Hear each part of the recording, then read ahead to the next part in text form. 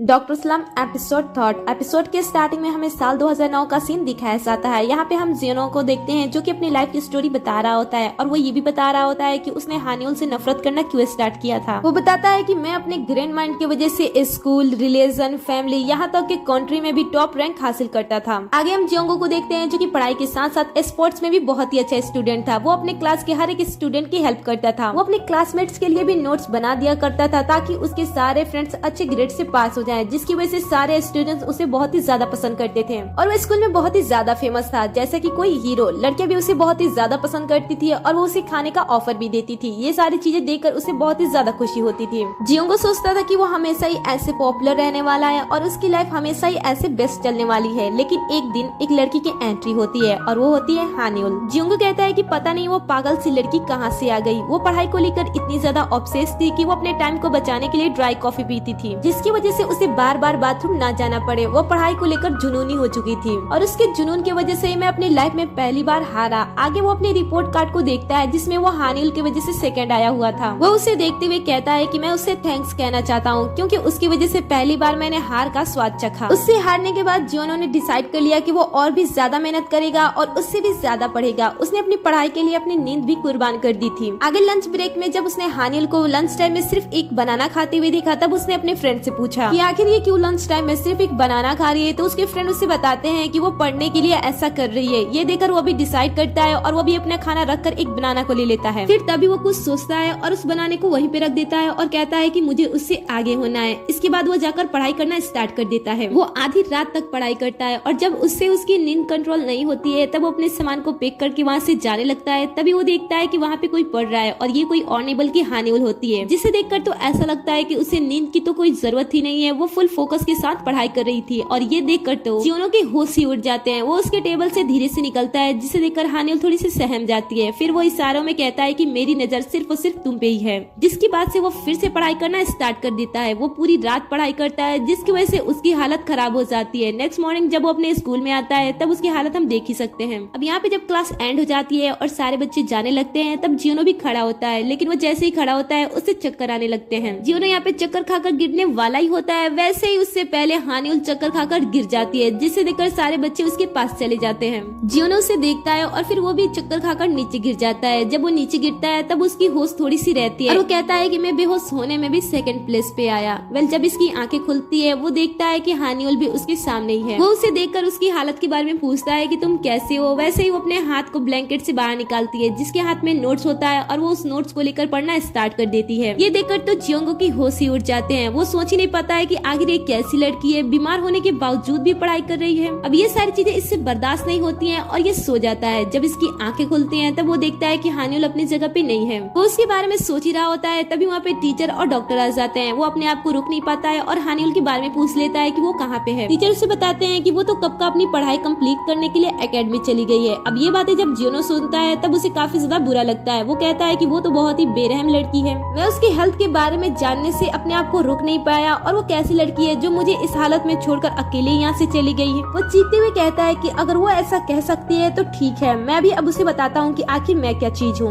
ये सीन यहीं पे कट हो जाती है। आगे हम जियोनो को देखते हैं जो कि सो रहा होता है और उसे रात के बारे में सारी बातें याद आ रही थी कि वो किस तरीके से एक दूसरे के साथ रो रहे थे और वो क्या क्या चीजें कर रहे थे। वो इन सारी चीजों को सोचकर एम्बैरेस फील कर रहा था कि आखिर वो किस तरीके से हानियोल के सामने जाएगा। और वो जैसे ही बाहर आता है वैसे हानियोल उसे देखकर उसे भी रात की सारी बातें याद होती हैं और वो भी जियोनो के सामने जाने से एम्बैरेस फील कर रही होती है। इसलिए जैसे ही वो उसे देखती है वो ट्रक के पीछे छुप जाती है। लेकिन ट्रक वाले की टाइमिंग को देखो, जैसे ही हानियोल ट्रक के पीछे छुपती है उसका काम कंप्लीट हो जाता है और वो ट्रक को लेकर चला जाता है। यहाँ पे इन दोनों का ऐसे ही एक दूसरे से सामना हो जाता है। हानियोल काफी ज्यादा एम्बैरेस होती है, इसलिए वो अपने सर को झुकाते हुए उसे हेलो बोलती है। वो भी उसे हेलो बोलता है और बोलता है कि हम काफी टाइम बाद मिले हैं। तो वो कहती है कि हम तो कल रात ही मिले थे, ड्रिंक कर रहे थे। अब यहाँ पे ये दोनों ही एक दूसरे को देखकर एम्बैरेस हो रहे होते हैं, इसलिए ये दोनों डिसाइड करते हैं कि कल रात जो भी हुआ वो सारी चीजें भूल जाएंगे। वैसे भी ड्रिंक करने के बाद काफी सारे लोग अजीब अजीब चीजें तो करते ही रहते हैं, वैसे ही हम दोनों भी ये सारी चीजें भूल जाते हैं। अब यहाँ पे ये दोनों डिसाइड कर लेते हैं और फिर ये अपने अपने रास्ते चले जाते हैं। हानियोल अपने घर पे आती है जहाँ पे उसका भाई उसके पास आता है और कहता है कि मैंने सुना कि तुम कल रात मॉम से लड़ाई की थी और तुम डिप्रेशन में जा चुकी हो। देखो मैं भी घर पे रहता हूँ और मेरे पास कोई भी काम नहीं है, लेकिन मैं डिप्रेशन में नहीं गया हूँ, इसलिए तुम इस समय रेस्ट करो और जल्दी से ठीक हो जाओ। ये सुनकर उसकी मॉम उससे कहती है कि आखिर तुम अपनी बहन के साथ इस तरीके से कैसे बात कर सकते हो। तो वो कहता है कि हमें इसी तरीके से इसे बात करनी चाहिए ताकि ये जल्दी से रिकवर हो जाए। आगे वो अपने मॉम से डिनर के बारे में पूछता है, जहाँ पे वो देखता है कि आज भी कोई अच्छी चीज नहीं बन रही है, इसलिए वो अपनी मॉम से कहता है कि चलो हानिउल के लिए कुछ अच्छा सा बनाया जाए। ये सुनकर उसकी मॉम उसकी पिटाई करने लगती है और उसके पीछे पीछे भागने लगती है। हानिउल ये सारी चीज देख रही होती है और उसके बाद वो अपने रूम में आ जाती है। कुछ टाइम बाद उसकी मॉम उसके रूम में आती है, जहाँ पे वो उसकी दवाई लाई होती है। वो उससे कहती है कि तुम्हारे दवा खाने का टाइम हो गया है, इसलिए तुम इसे खा लो। और इसके बाद वो इमोशनल होने लगती है। ये देखकर वो उनसे कहती है कि आपको इमोशनल होने की कोई जरूरत नहीं है, मैं अपनी दवाई टाइम टाइम पे लेती रहूंगी। अब नेक्स्ट सीन में हानिउल जब मार्केट से घर वापस आती है, तब ये तीनों मिलकर उसे सरप्राइज पार्टी देती हैं और इस पार्टी का नाम होता है डिप्रेशन पार्टी। यहाँ पे उसके अंकल इमोशनल होने के साथ रोने जा रहे होते हैं, तब ये दोनों मिलकर उसे शांत कर देते हैं। अब यहाँ पे हानिउल की काफी सारी फेवरेट डिश बनी होती है और ये तीनों मिलकर उसे खिला रहे होते हैं। जब हानिउल इन सारी चीजों से बचकर अपने रूम में वापस आती है, तब वो सोचती है कि आखिर ये सारे लोग ऐसा क्यों कर रहे हैं। और उसके बाद वो अपने फ्रेंड के पास कॉल करती है, क्या तुम फ्री हो? अगर तुम फ्री हो तो चलो हम साथ में मिलकर कहीं पे चलते हैं। ये सुनकर उसकी फ्रेंड उसे कहती है कि नहीं, मैं फ्री बिल्कुल भी नहीं हूँ, मुझे तुरंत ही एक सर्जरी में जाना है। कहती है कि ठीक है, ऐसी बात है तो हम रात में मिलते हैं। तो उसकी फ्रेंड उसे कहती है कि नहीं, मेरी रात में शिफ्ट है, इसलिए मैं रात में भी तुमसे नहीं मिल सकती हूँ। वैसे अगर तुम बोर हो रही हो तो तुमने अपनी जॉब क्यों छोड़ी? अगर तुम सच में बोर हो रही हो और काम पे वापस आना चाहती हो तो क्या मैं सर से तुम्हारे बारे में बात करूँ? ये सुनते ही हानिउल फोन को कट कर देती है। दूसरी तरफ हम जियोंगो को देखते हैं, जो कि अपने लॉयर के साथ होता है और अपने केस के बारे में बात कर रहा होता है, क्योंकि नेक्स्ट वीक ही इनकी सेकंड हियरिंग होने वाली थी। और यहाँ पे इन्हें अब तक ये नहीं पता चला था कि आखिर उस मेडिसिन पे जियोंगो की फिंगरप्रिंट कैसे आई। ये सारे लोगों से पूछताछ कर रहे होते हैं, लेकिन इन्हें अभी तक कोई भी बात पता नहीं चली थी। आगे लॉयर जियोंगो को ये भी बताता है कि डॉक्टर कांग नेक्स्ट हियरिंग में अपनी गवाही देने के लिए आने वाले हैं। अब ये सुनकर तो जियोंगो थोड़ा सा सरप्राइज हो जाता है, क्योंकि वो पहले यहाँ पर आकर अपनी गवाही देना नहीं चाहते थे, लेकिन वो अचानक से यहाँ पर आकर अपनी गवाही दे रहे हैं, जिसकी वजह से जियोंगो की केस में थोड़ा सा हेल्प हो सकता है। अब आगे जियोंगो अपने लॉयर से बात कर रहा होता है कि मुझे यकीन नहीं हो रहा है कि वो आकर अपनी गवाही दे। वो कहता है कि मुझे तो बहुत ही ज्यादा खुशी हो रही है कि अगर वो आकर अपनी गवाही देते हैं तो तुम्हारे केस में काफी हेल्प हो सकती है। जियोंगो कहता है कि मुझे कुछ समझ में नहीं आ रहा है, मुझे ऐसा लगता है कि गड़बड़ हो सकता है। इधर हम डॉक्टर कांग को देखते हैं, जो कि जियोंगो के अपार्टमेंट में चोरी छुपे घुस रहा होता है। यहाँ पे वो अंदर घुसने के लिए विंडो को तोड़ देता है, जिसकी आवाज नीचे तक आती है। यहाँ पे हानिउल की मॉम को थोड़ा सा शक होता है, लेकिन उन्हें ऐसा लगता है कि शायद ये वहम हो सकता है। इसके बाद वो अपने बेटे से कहते हैं कि ये ब्लैंकेट ले जाकर उस लड़के को ऊपर दे दो। ये सुनकर वो कहता है कि आखिर वो डॉक्टर है तो मैं ये ले जाकर उसे क्यों दूं, वो गरीब थोड़ी ना है। उसकी मॉम उसे कहती है कि देखो वो बैंकक्रप्ट हो गया है, इसलिए इसमें हमें उसकी थोड़ी हेल्प कर देनी चाहिए। लेकिन ये ऊपर जा नहीं रहा होता है, इसलिए उसकी मॉम उसे धमकाती है और कहती है कि अगर तुम मेरा काम नहीं करती हो तो मैं तुम्हारी पॉकेट मनी से कुछ पैसों को कट कर दूंगी। अब ये सुनकर वो ऊपर जाने के लिए राजी हो जाता है और ब्लैंकेट लेकर ऊपर जाने लगता है। जब वो ऊपर जाता है तब वो देखता है कि दरवाजा ओपन है और विंडो भी टूटा हुआ है। वो अंदर जाकर घर को देखने लगता है, तभी वहाँ पे जियोंगो आ जाता है। वो उसे देखता है और पूछता है कि तुम यहाँ पे क्या कर रहे हो? तो उसे बताता है कि मॉम ने मुझे ब्लैंकेट दिया था तुम्हें देने के लिए, बस मैं वही देने के लिए ऊपर आया था। लेकिन मैं जब ऊपर आया मैंने देखा कि दरवाजा खुला हुआ है और विंडो भी टूटी हुई है।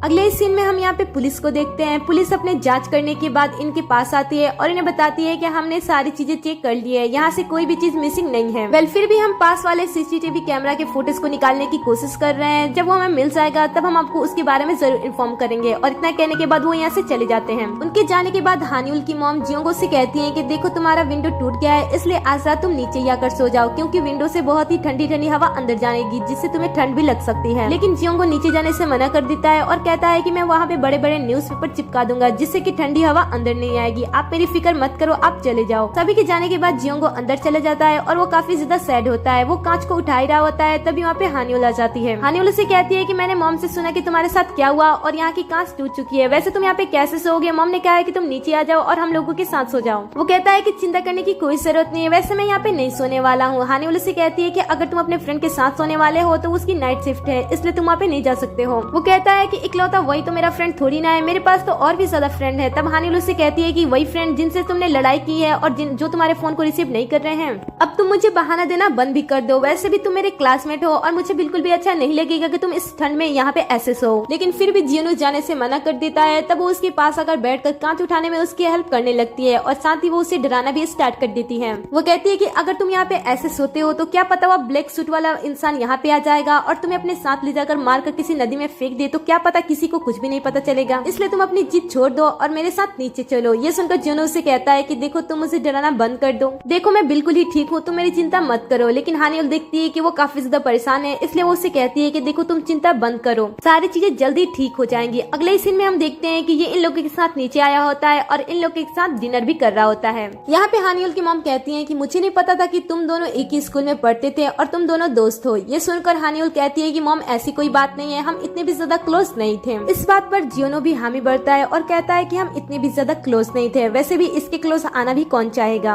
ये सुनते ही हानियोल की मॉम अच्छे प्लेट को पीछे की तरफ खिसकाने लगती है। ये देखकर जियोनो कहता है कि मेरा कहने का ऐसा मतलब नहीं था, मैं कह रहा था कि जब हम स्कूल में थे तब ये बिल्कुल भी अच्छी तरीके से बात नहीं करती थी और ये किसी से भी बात नहीं करती थी। जब हम इसे अपने साथ लेकर जाना चाहते थे और इसके साथ तंबाकू खाना चाहते थे तब ये कहती थी कि मुझे उससे एलर्जी है और इस तरीके के झूठ बोलकर और हमसे दूर रहकर सिर्फ और सिर्फ एक पढ़ाई करती थी। ये सुनकर हानियोल कहती है कि क्या तुम्हें ये बात पता था कि मैं झूठ बोल रही हूँ। वो कहता है कि हाँ मुझे इसके बारे में पता था, आखिर तंबाकू से किसे एलर्जी हो सकती है। इन सारी चीजों की वजह से हम क्लोज नहीं आ सके और हम अच्छे फ्रेंड्स भी नहीं बन सके। ये सुनकर हानियोल कहती है कि मुझे तंबाकू खाना बहुत ही ज्यादा पसंद था और मैं तुम लोगों के साथ भी जाना चाहती थी, मैं तुम लोगों के साथ गेम भी खेलना चाहती थी, लेकिन मुझे पढ़ाई करनी होती थी, इसलिए मैं अपने मन को रोक लेती थी और फिर से पढ़ाई करना स्टार्ट कर देती थी। ये सुनते ही उसकी मॉम रोने लगती है और कहते हैं कि मुझे नहीं पता था कि तुम इस तरीके से अपने मन को मार कर पढ़ाई करती थी। अब इसके बाद ये सारे लोग मिलकर इसे शांत करते हैं और इन्हें चुप कराते हैं और इसके बाद ये फिर से खाना खाना स्टार्ट कर देते हैं। जब इनका खाना खत्म हो जाता है तब हानियोल जियोंगो को उसकी सोने की जगह पर ले जाती है। फिर वो उससे पूछता है कि क्या हम बाहर आइसक्रीम खाने चल सकते हैं। ये दोनों इसमें काफी बुरे दौर से गुजर रहे थे, इसलिए इन्हें थोड़ा सा अच्छा टाइम स्पेंड कर लेना चाहिए, लेकिन हानियोल मना कर देती है और कहती है कि काफी ज्यादा रात हो चुकी है और इतना कि वो जाने लगती है। जैसे वो यहाँ से बाहर निकलती है वो देखती है कि उसकी मॉम उसके दरवाजे पे खड़ी है और ये देखकर वो वापस से उसके पास चली जाती है और कहती है कि चलो हम आइसक्रीम खाते हैं। वेल इस पार्ट में हम इस ड्रामे को एंड करते हैं। आगे की स्टोरी जानने के लिए चैनल को सब्सक्राइब कर ले, साथ ही नोटिफिकेशन बेल को भी ऑन कर ले, जिससे कि आप हमारे हर एक वीडियो से अपडेट रहो।